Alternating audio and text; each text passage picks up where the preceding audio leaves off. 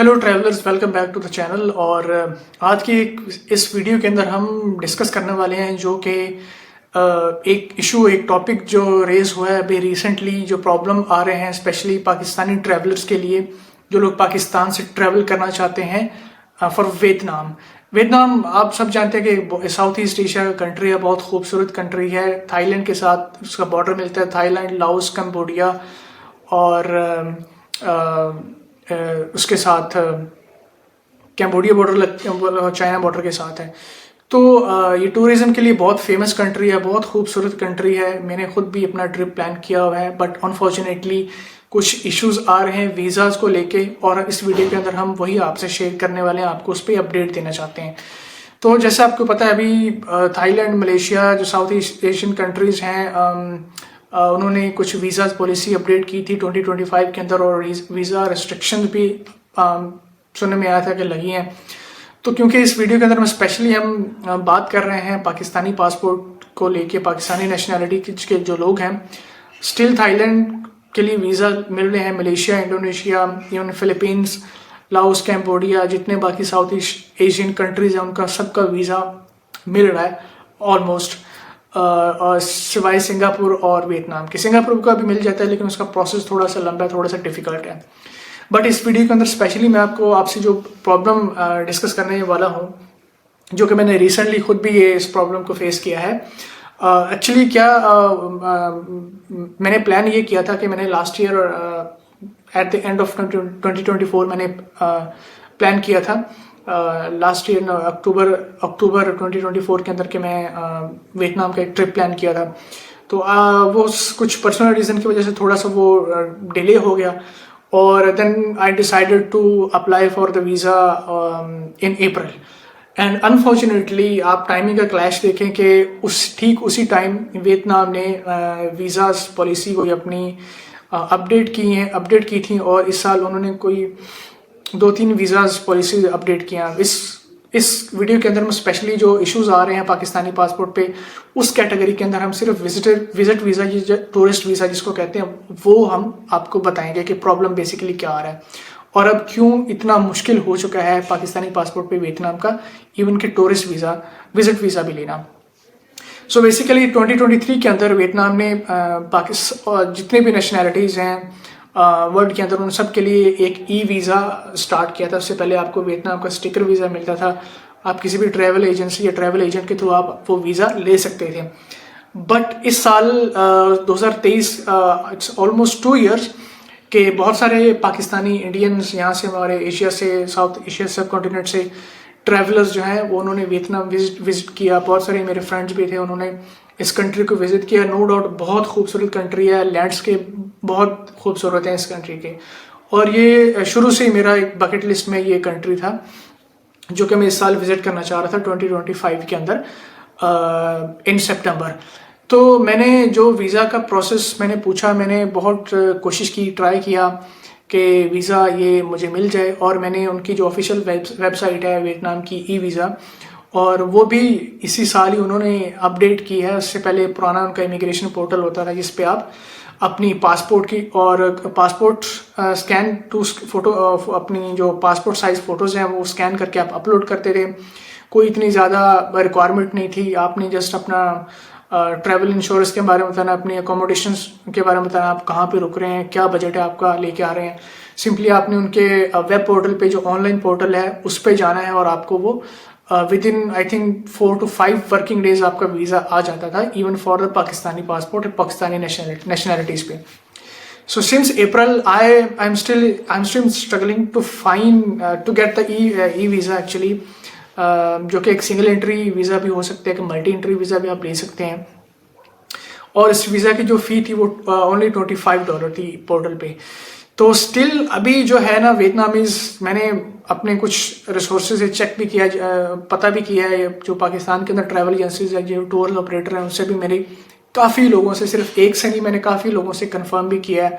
और even Vietnam के अंदर जो एजेंट्स हैं या ट्रैवल एजेंसी जो गवर्नमेंट के साथ, जो इमिग्रेशन उनकी के साथ एसोसिएटेड हैं, तो उनसे भी मैंने कंफर्म किया कि ऑफिशियली उनसे कंफर्म किया कि what's the problem behind this. तो उन्होंने प्रॉब्लम कोई एज सच एक कोई स्पेसिफिक रीज़न नहीं बताई, बट आप सभी जानते हैं कि प्रॉब्लम क्या है। प्रॉब्लम वहाँ पे जब हमारे यहाँ पे लोग जाते हैं सैडली तो ओवर स्टे करते हैं, वहाँ से आगे गायब होते हैं, निकल जाते हैं, विच इज़ बहुत, मैं कहूँगा बहुत बुरी बात है।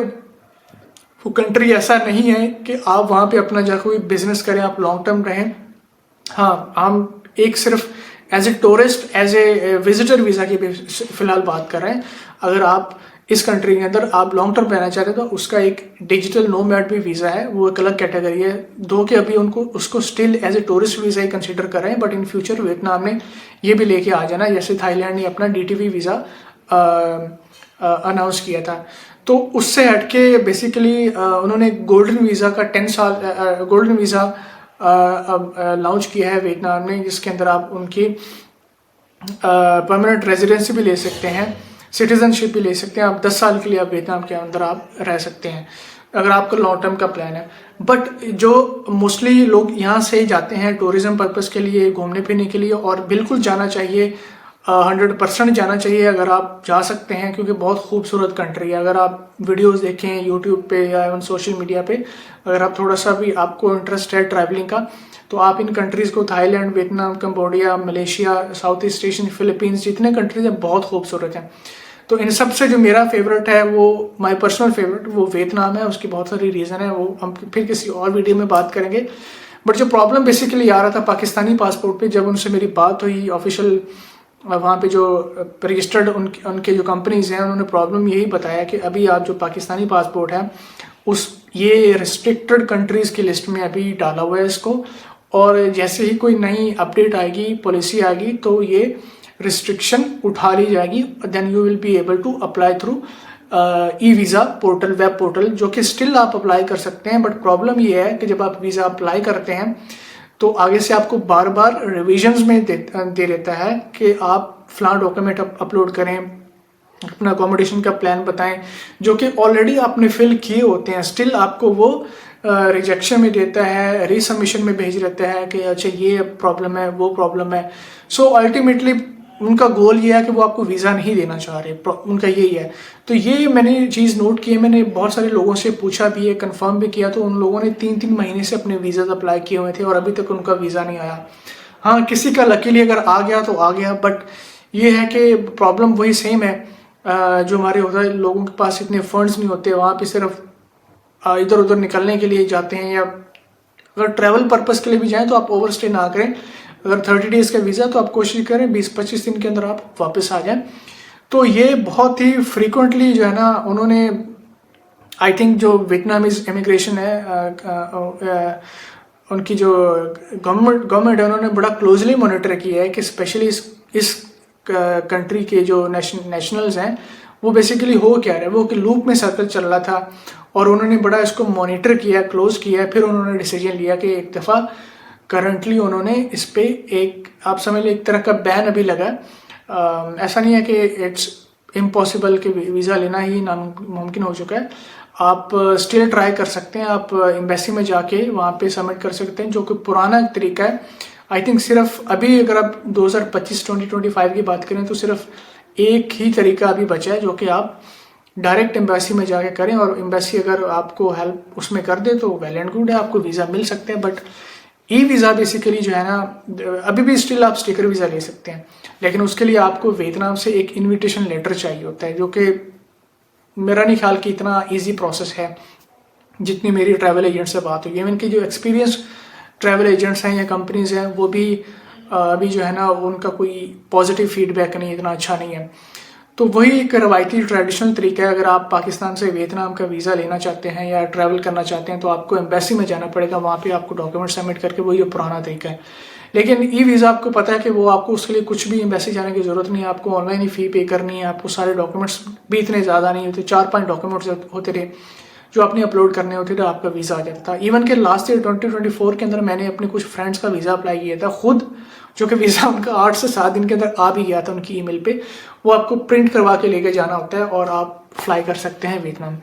बट दिस ईयर अनफॉर्चुनेटली जब मैंने प्लान किया था जाने का, तो वीज़ा जो है इट्स बिन 2 मंथ्स, अभी तक कोई जो है ना वो पॉजिटिव रिस्पॉन्स नहीं आया। सो अभी के लिए मैंने वो प्लान कैंसिल कर दिया है। उसकी रीज़न बेसिकली यही थी।